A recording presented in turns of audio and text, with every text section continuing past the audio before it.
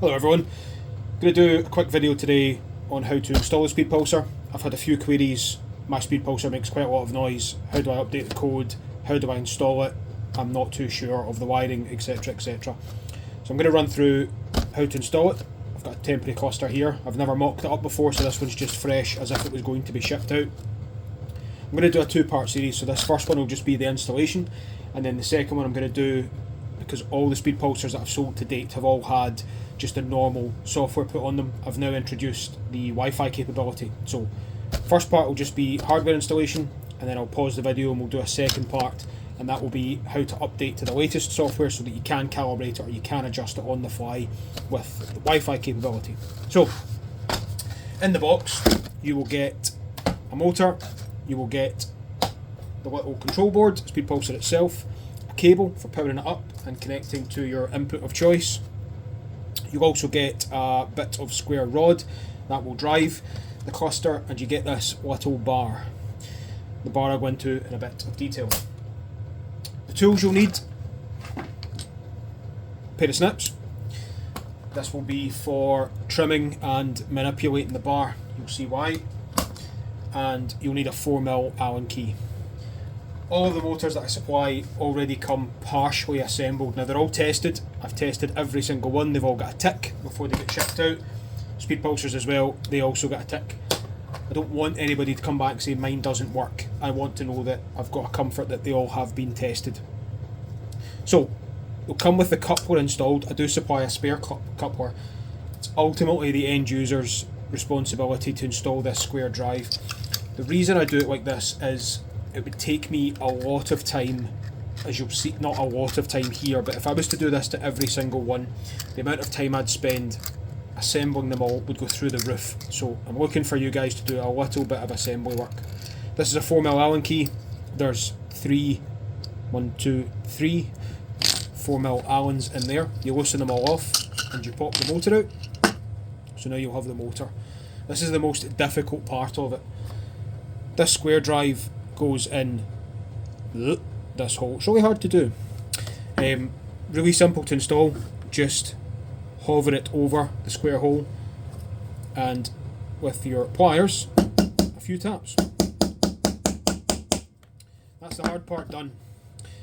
These are cut roughly to length. Some of them will be longer than others. If they're too long, what will happen is, if I was to take the cluster, is it'll bottom out on the cluster and it will sit too tall.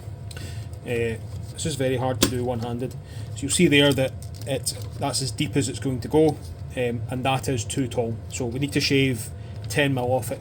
It's not an exact science here, as long as it engages with the cluster. So I'm going to take about 10mm off. You'll see this in real time. About 10mm off, and snip. Try it again. Just make sure roughly what you're wanting to achieve is that basically touches. It's not going to rub once it's installed, but it means that you've got a bit of depth to play with. So that's not the hardest part. The hardest part of this is making sure that this portion here relative to the motor runs as true as you can. Now what I'm going to do is I'm going to reassemble it without making any attempts whatsoever at trying to get this to run true, and we will install it, and I'll demonstrate just how much noise these make if they're not properly aligned. Once these are installed and these are as true as they can be, they will make near as damn it no noise. And to be fair, that runs quite true as it is. It's not too far off. I'm going to turn off the heater so we can actually hear it in real time.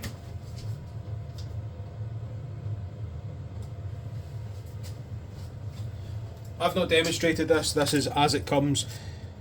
To get this to run true, you can apply a little bit of heat into this coupling area and it will just soften it ever so slightly. Now, I know some of you have said, why didn't you make them out of metal?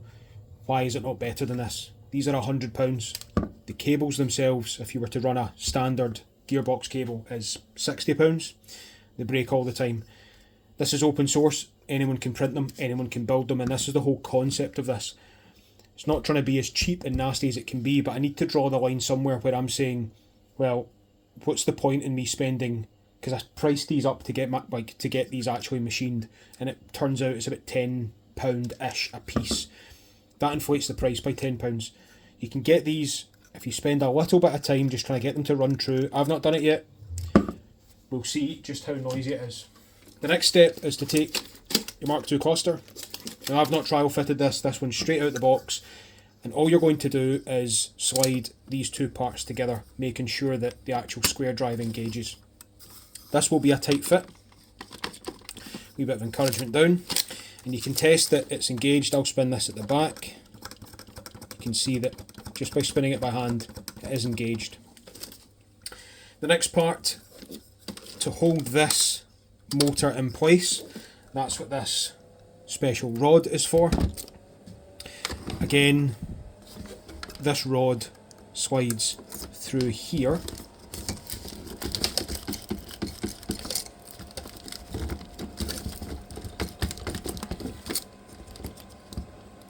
Like that. You can see that it's poking out at the other side. Now, you can leave it like this and you can trim the ends, or you can fold it over so that it can't fall out. It is a tight fit. That is going absolutely nowhere in practice. So for just now, just for demonstrations, I'm just going to leave it like this. And that's it. That's it installed in the cluster. That's taken me 5 minutes. I've not tried to align it at all. What I'm going to do is I'll leave this in.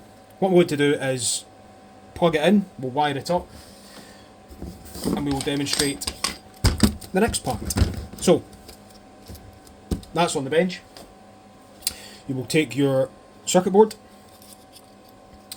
and you will be supplied with a 3-pin cable. Depending on the time of the month, the alignment of the stars and the moon, these colours might vary, but it ultimately goes in the 3-pin socket there. Ignoring the colours, let's just go on the markings of the PCB. The one closest to the edge, this one is positive, then it's ground, and then it's the actual speed square input itself. These have been tested on O2J speed sensors, O2Ms. The Canta cluster module I've got, any 12 volt, it will take 5 volts as well, but any square wave pulse this will accept. The jumper that's installed here, so if I take the jumper off, you'll see these 3 pins, 1, 2, 3. The jumper can either go between 1 and 2, or it can go between 2 and 3. And what that does is it will either pull the signal up to 12 volts, or it will pull it down to ground, and you need to supply it with 12 volts. Different setups, different installations. I've left it like that so that anybody can have a go. So, let's assume that we've got the Wi-Fi capability installed. The next stage for us is to calibrate it. Roughly a 2-stage process. So this is a temporary power pack. This will supply 12 volts to the unit. So when you power it up, you will get a red LED that indicates that the unit is powered, and you'll get a blue LED that is illuminated until it sees a speed pulse. So for example, if I was to take this red wire, let's pretend that I'm the car and I'm going to pulse, I can do that and you can see the blue LED flashes. Not very quickly, but it does flash nonetheless. The calibration is the most important part for this installation. What I mean by that is, the longer you spend on this, making sure that the motor runs, or the coupler runs as true as it can to the cluster itself, and the maximum speed that can be generated by this unit. As long as these are all calibrated, it will be a walk in the park for you. But spend the time, ideally take the cluster out if you need to, take it into the house, hook it up to 12 volts, use a car battery or whatever you've got to hand, and spend the time calibrating it. The next stage for us is to set the maximum speed. So there is a blue potentiometer down here, and what this does is this will calibrate, or this will adjust the maximum voltage that the motor can get. These are just soldered onto the board. I then don't set them. It's up to you guys to set them. Now, you'll need relatively dainty fingers, but what you're looking to do is to press this right hand button. Press and hold this right hand button, and what that'll do is it'll drive the motor at its top speed. Now, this is the first time this motor's been ran, so what I want to do is also listen to noise, just see how rough it sounds. So press that button just now, and you can see here that yeah, it's a little bit noisy.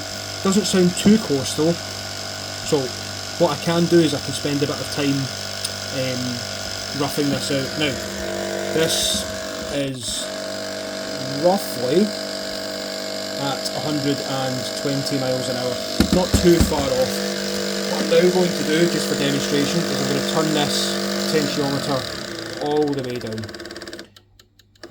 Now you can hear it there, it's got a little bit of a click to it. So if it was me, I'd like to spend just a little bit of time just running that up and making that quite true. So I'm going to turn this till it gets to the maximum speed of the cluster, which is 120 miles an hour.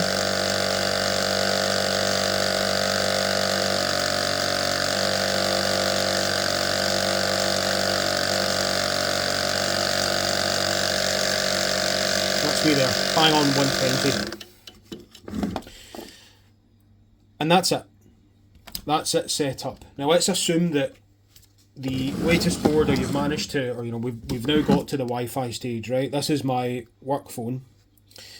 So because I'm recording on my own phone, what I've done is I've set it up so that the Wi-Fi connectivity will look for devices or connected devices for the first 30 seconds.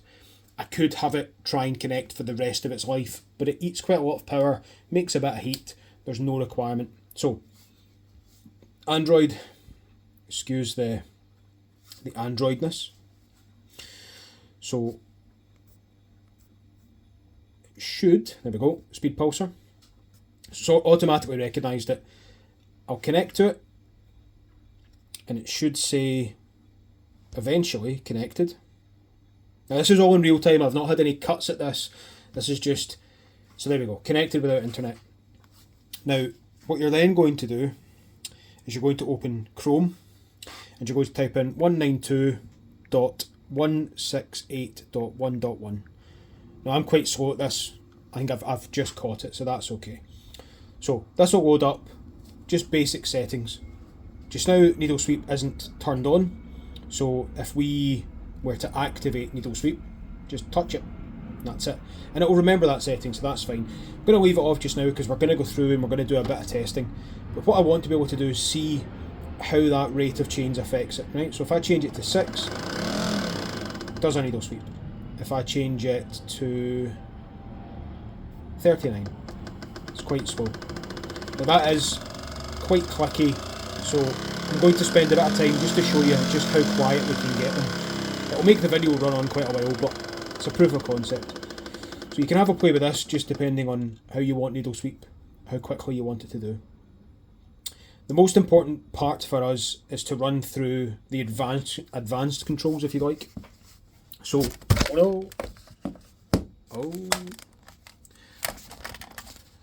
what I do need to do is buy a better stand, because this one is sad.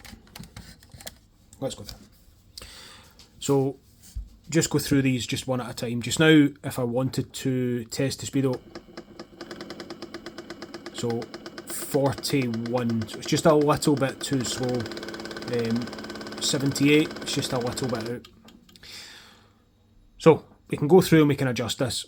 So we find that the speedometer is not quite reading enough. Just now it's on a negative offset. So if I was to make that, say, 10, and your incoming speed is, for example, 100 kilometers an hour, that will subtract 10. If it's too slow, you change that and it'll then add 10. You set up your minimum speed limits on the stock hall sensors for every 1 kilometre. That's 1 hertz. So this is your kind of hertz range here. This is your hertz range. So 0 to 200. And this is the speed limits on the cluster. Now these are all in kilometres an hour. The reason they're in kilometres an hour is because all the motors are calibrated to that, because the OEM hall sensors, 1 hertz is 1 kilometre an hour. It doesn't matter, because ultimately it's just showing you a rotation on that cluster. So as long as you stick to the 100 kilometers an hour. If we're using can to cluster, I can change the can limits in here. For all intents, just ignore it just now. And the bit of diagnostics down the bottom, that is your incoming speed. So if I was to try and pulse this is going to be quite hard to do on camera. But incoming speed, if I tap that, 6, 11, it's quite hard to do, but for all intents, it works.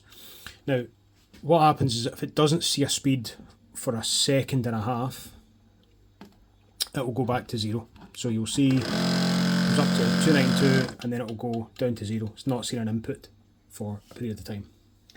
So that's it set up. What I'm going to do is I'm going to set it test speedo, and I'm going to leave it at a nice round 50 kilometers an hour. You see that there? 50. And now that's set up, I'm then going to take this back off. Let's make it a bit faster so I can actually see the results, hear the results. That's 100. Nice round 100. Now that's 100 kilometers an hour. We're a little bit shy here. Again, if I was off, I can change positive offset to add 10 on. Fortunately, that's enough. The reason it's quite clicky is because the motor, we haven't spent that time.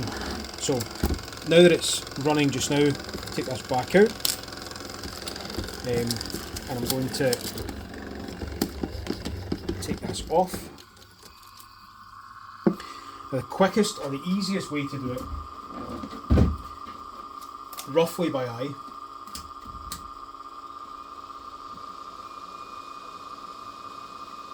you don't want to heat this more than 100 degrees. After about 100 degrees, it will turn into liquid. So, just a little bit. I've got a hot air station here. You can use anything you want. A hairdryer would be perfect.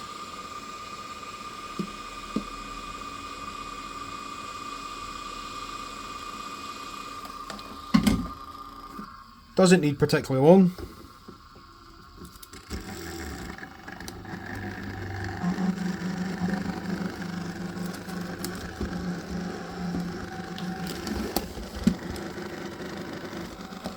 Now you can see that already. I've not changed that. That's still got a 0 speed offset and it's bang on 100. And it's already much quieter.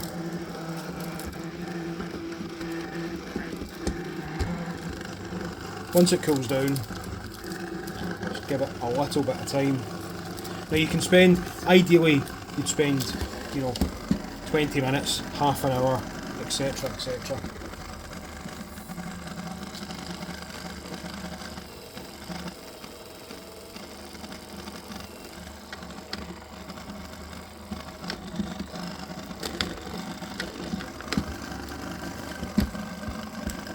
And you can see I'm not going to continue to spend the time on it because it will take me too long.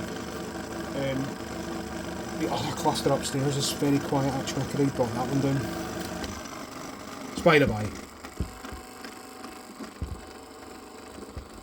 There we go. Now that it's starting to cool down and kind of set, I can have a very quiet whisper. It's dead silent.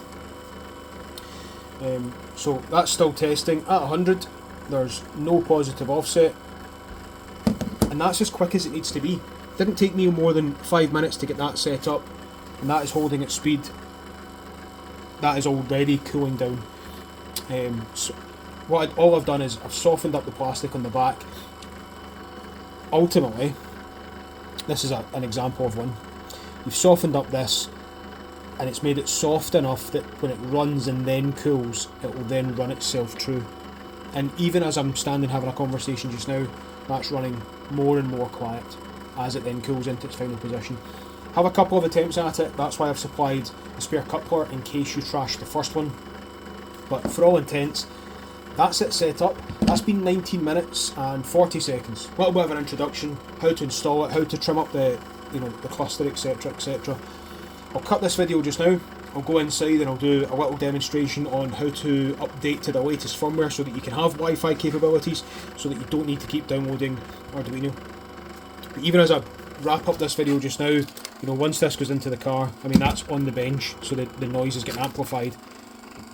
That is 60 kilometers an hour. Now, for all intents, I'm basically whispering at this point in time, so you can't really hear me. People will say, oh, what is it, you know, when it's at its maximum speed, it's absolutely ridiculous. That's it at 200 kilometers an hour. Now, yes, you can hear a lot of that cluster noise. If you're doing 120 miles an hour in a Mark II Golf, you are not going to hear that over it.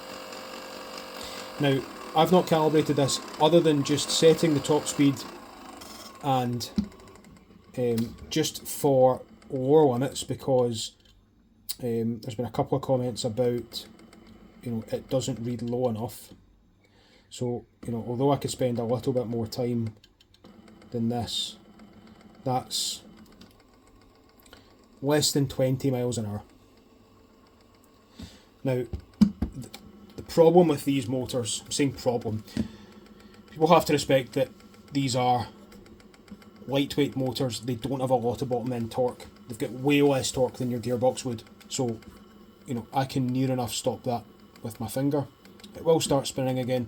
The problem is you can't get them to run at a low enough speed and have high enough of a speed. I'm sure there's some bright spark out there that could redesign this PCB, but for £100, these are going to be your natural limits.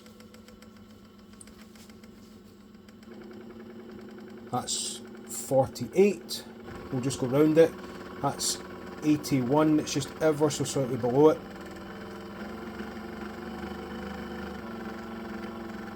That's 100. Well, realize you can't see. 100. 115. It's 115 on the clocks. 120 on the clocks. And weight goes all the way around.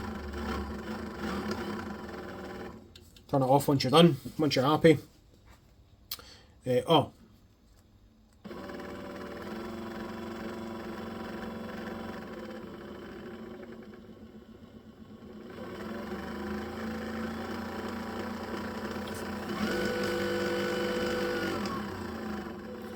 And that's it. Silent. Now this unit can now get shipped out. I know that it works. And it already comes pre-installed with this rod. So what I was saying about the rod is, you know, you can trim it and you can put two in if you want. What this rod's doing is it's catching the O-ring clip that's round the back, so that I don't rip this to smithereens. But if I was to try and pull this off, I can't. Take this off, and off it comes. And what it's doing is it's catching in this groove in here, so that it can't then walk off once it's in service. I hope that's been helpful. Ultimately, the biggest thing about these, I do appreciate that there is better ways of designing it. You could have printed the couplers in steel, or I could have got them CNC'd up. I need to draw the line somewhere when it comes to a price point. These are supposed to be open source. They're supposed to be, you know, a fun DIY project. You know, we're all in this because we enjoy cars. It's not about making money for me. I'm enjoying this because, you know, I thought it'd be a fun little project. So if you can spend the time just calibrating them, doesn't take too long. I mean, this has been 25 minutes now, but 20 minutes, take it out, spend it over a couple of years, make sure it's calibrated, and then it can go back in the car. We're good to go.